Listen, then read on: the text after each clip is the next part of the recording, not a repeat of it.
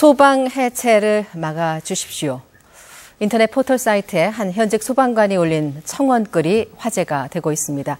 정부 조직 개편안에 따르면 세월호 참사 이후 재난 대비를 강화하기 위해서 국가안전처를 신설해서 소방방재청을 해체에 흡수하겠다는 내용이 발표됐는데요. 어떤 점이 문제가 되는 걸까요? 자세한 내용 알아보겠습니다. 한성대학교 행정학과 이창원 교수님 나오셨습니다. 어서 오십시오, 교수님. 안녕하십니까.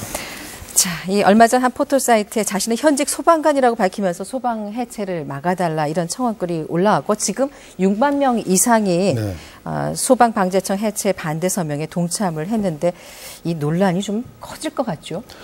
제가 이 자리에 들어오기 직전에 한번 그 서명자 수를 확인해 봤습니다. 63,700명이 넘었거든요. 그러니까 제가 알기로 이 서명 시작한 게 5월 28일이니까 이제 한 닷새 정도 됐거든요. 그런데 불과 5일 만에 그 서명자 목표가 11만 9천 명이었습니다. 그 뜻은 이제 119라는 숫자 곱하기 1000을 한 것이죠. 거기에 약 53%를 불과 5일 만에 달성한 것으로 보면 물론 이제 내일까지 3일까지 정부조직법 개정안에 대한 그 의견 수렴이 있고 또 이제 앞으로 국회에서 입법 과정에서 이제 여러 가지 논의가 이루어질 것으로 본다면 이 논란은 좀 지속되지 않을까 그렇게 생각하고 있습니다. 자, 그러면 이 소방방재청 해체가 어떻게 나오게 됐는지 좀 다시 짚어볼까요? 정부가 지난 5월 29일이죠. 며칠 안 됐습니다. 그 현행정부조직법 34조 6항과 7항을 삭제한다 그랬습니다. 그 말의 뜻은 결국 소방방재청의 설치 근거가 사라지는 것입니다. 그러니까 당장 소방 관련 분야에 계신 분들 입장에서는 소방방재청이 해체되었다라는 이야기를 할 수밖에 없는 것이죠. 물론 정부에서는 폐지나 해체라기보다는 발전적 해체라는 용어를 사용하고 있는데 많은 소방 관련 분들은 그걸 받아들이지 않는 분위기다 이렇게 생각하시면 되겠습니다. 소방방재청 입장에서는 해경 잘못 때문에 소방방재청까지 불똥이 튀었다 이렇게 생각할 수 있을 듯 싶어요. 그것은 이제 어떻게 바라보셔야 되냐면 지난 5월 18일입니다. 대통령께서 그 직접 담화문을 발표하셨죠. 거기 보시면은 다 아시겠지만 이번 정부 조직법 개정의 핵심은 아무래도 세월호 참사가 가장 중요한 원인이 되었던 건 사실입니다. 그런데 이제 당시 담화문을 보면 중앙행정기관으로 문제가 있었던 기관을 정확하게 지적을 하셨어요. 그것이 바로 해양경찰청과 해수부와 안전행정부였거든요. 그 해경 같은 경우는 해경은 본연의 임무를 다하지 못했다. 그래서 고심 끝에 해경을 해체하기로 결론을 내렸습니다. 이렇게 말씀하셨습니다. 그런데 이제 문제는 뭐냐면 소방방재청은 그러한 언급이 없었습니다. 전혀 없었고 또 당연히 그러다 보니까 해경청처럼 해체한다는 언급도 없었는데 결과만 놓고 보면은 해경과 소방방재청 모두 해경은 국가안전처 내에 해양안전본부로 가고 그다음에 소방방재청은 이제 소방본부로 가거든요. 그럼 결과로 보면 뭐가 차이가 있느냐? 이런 반론이 나오고 있는 형국입니다.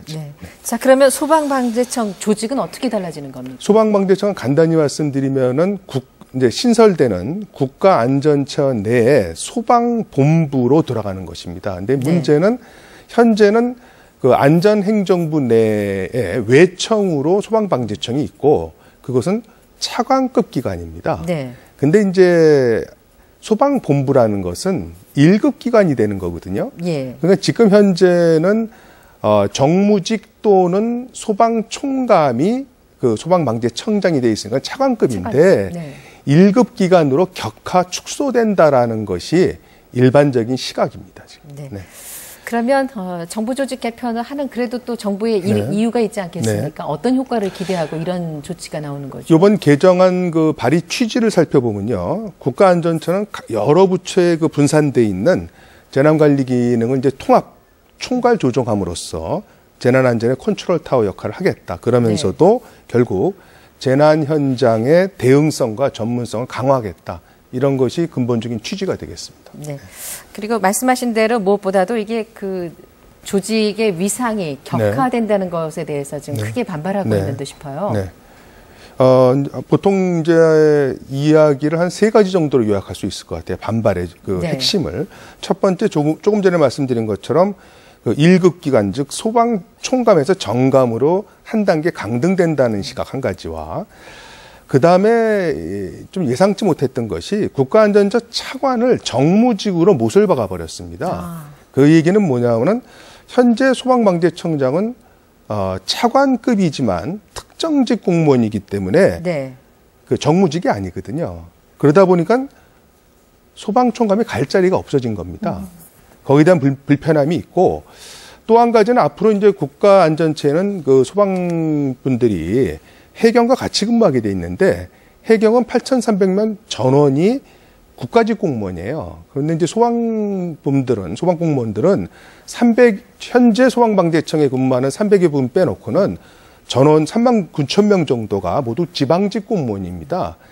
그러다 보니까 어떤 문제가 생기냐면 국가직도 있고 이제 지방직도 있는 같이 있는 거죠. 네, 그러면서 이제 일사불란한 그 대응을 하기 어렵고 지방 조직 같으면은 그 시도 광역본부의 본부장 이런 분들만 국가직으로 돼 있고 우리가 보는 서장님이라든지 이 모든 분들은 지방직이기 때문에 지방직들 입장에서 보면 기능상으로는 소방방재청의 지휘감독이라는 한 가지 기능이 있으면서 법률적으로는 또 시도지사의 지시를 받는 이중적인 지휘감독을 받는 그런 문제가 지금 발생하고 있는 것입니다. 네. 그래서 요번에 국가안전처 내에 그 소방본부로 가면서 어떤 이런 것이 다 해결될 것으로 기대했다가 무산됨으로써 생기는 실망이 지금 노정되고 있는 것이다 이렇게 보시면 되겠습니다. 네. 말씀해 주신 내용 가운데 이제 소방총감이 소방관의 이제 최고 계급인 거죠. 네.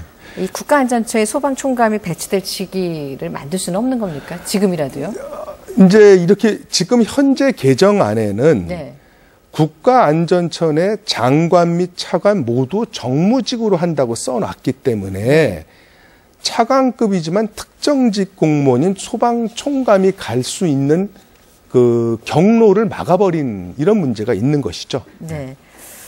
그래서 이제 또 일부에서는 국가안전처로 모인 서로 다른 조직 간의 자리 싸움이다. 네. 이렇게 보는 시각도 있는 듯 싶은데요. 이 밖에도 또 어떤 문제점?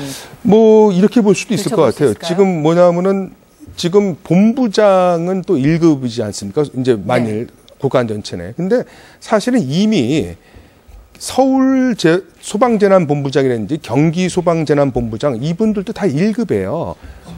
그러면 만일 정말로 국가안전처 내 소방본부장이 1급으로 끝난다면 그러면 소방정감이 소방정감을 또 지휘해야 되는 이런 난센스가 생기기 때문에 무언가는 좀 조정을 해야 되지 않는가 이런 생각을 해봅니다. 네.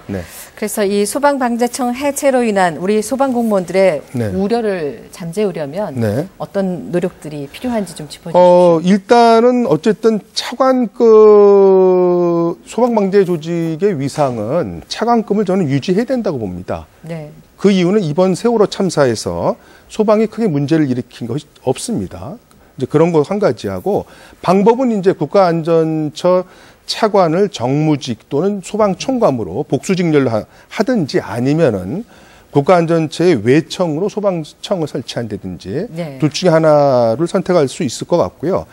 그다음에 이참에 소방공무원들의 국가직 전환도 한번 고민을 해봐야 됩니다. 지금 국가직과 지방직이 혼재됨으로 인해서 일사불란한 대응이 안 되고 또 한 가지는 사실 소방 서비스라는 것은 어떤 의미에서는 보편적인 서비스가 됩니다. 국민의 생명과 안전을 관계되는 거기 때문에 어느 분이 경제적으로 그 어려운 지역에 태어났기 때문에 보편적인 소방 서비스를 받지 못한다는 것은 어떻게 보면 헌법에도 좀 위반될 수 있는 그런 요소가 있기 때문에 그렇겠군요. 그런 측면에서는 국가직 전환도 물론 재원이 좀 조달되는 그 여러 가지 문제가 있겠지만 물론 또 어떻게 보면은 사실상 그 지역이든 중앙이든 간에 그 세금이 드는 건 마찬가지거든요. 국민의 세금이 드는 것이 마찬가지라면 국가직이든 지방직이든 국가직으로 통합함으로써 생기는 이득이 지금과 같은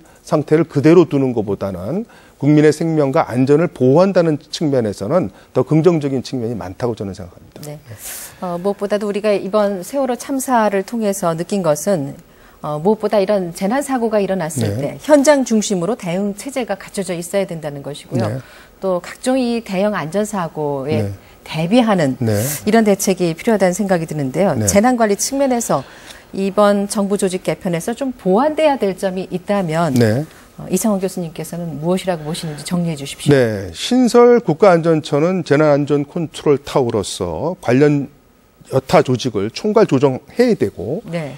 또 지역의 소방 및 해경 조직의 대응성과 전문성이 발휘될 수 있도록 지휘 통제가 아닌 지원 조정을 해야 된다. 네. 또 한 말씀만 더 드린다면 이번 정부 조직 개편 작업에서 소방 공무원들도 본인들의 주장은 최대한 합리적인 절차와 방법으로 개진해서 혹시라도 집단 이기주의다라는 이야기는 들어서는 안 되겠다. 네. 마지막으로 정부조직법도 결국은 국민을 위해서 존재하는 것입니다. 그래서 정부조직법 자체가 목적이 될 수는 없다. 따라서 안행부도 정부조직법을 지나치게 작구나 형식 논리에 경직되게 해석해서는 안 된다. 이런 말씀을 드리고 싶습니다. 네, 무엇보다도 효율적인 기능을 발휘할 수 있는 정부 조직 개편안이 되기를 기대하겠습니다. 네. 말씀 잘 들었습니다. 네.